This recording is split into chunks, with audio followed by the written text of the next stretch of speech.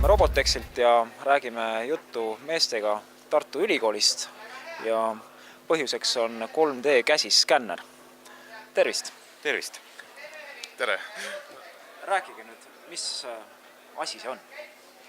Tegemist on siis käsiskänneriga ja kui me siit lähemalt vaatame, siis see on nüüd portatiivne seade, suhteliselt odav ja me hankisime selle sellepärast, et me kujutame ette, et seda saab väga hästi kasutada hariduslikel eesmärkidel, kuna ta on odav, lihtsasti käsitetav ja võimaldab 3D informatsiooni väga kergesti saada arvutisse.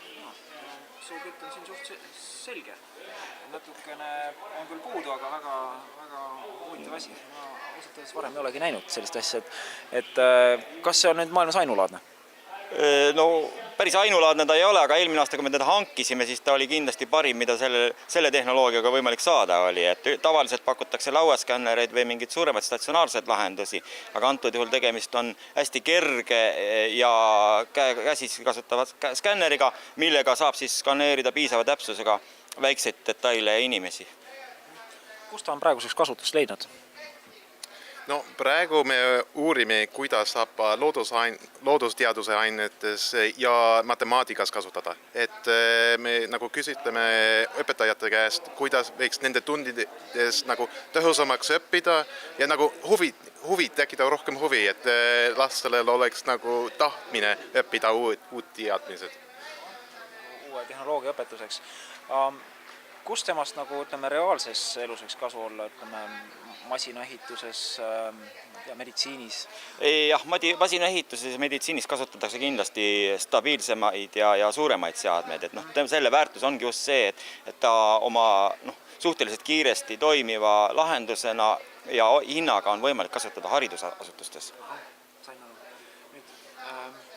Ja teie töötate koos ülikoolis, mis te seal täpsemalt teete? Meie uurime, kuidas kaasaegne tehnoloogia võimaldab paremini õpetada ja toetame ka siis õpetajate koolitust kaasaegse tehnoloogia kasutamisel. Sina oled tulnud Ameerikast. Kus sa tulid ja millal?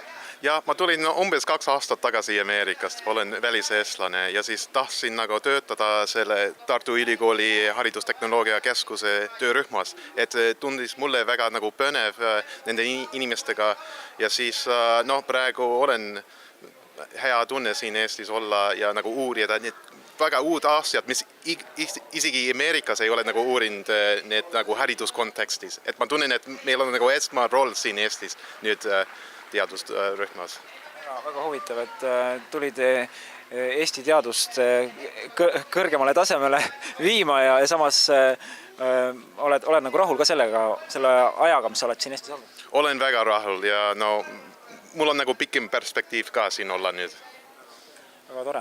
Tohin ma küsida, mis su vanemad Ameerikas teevad? Pensioneerid, elavad Floridas.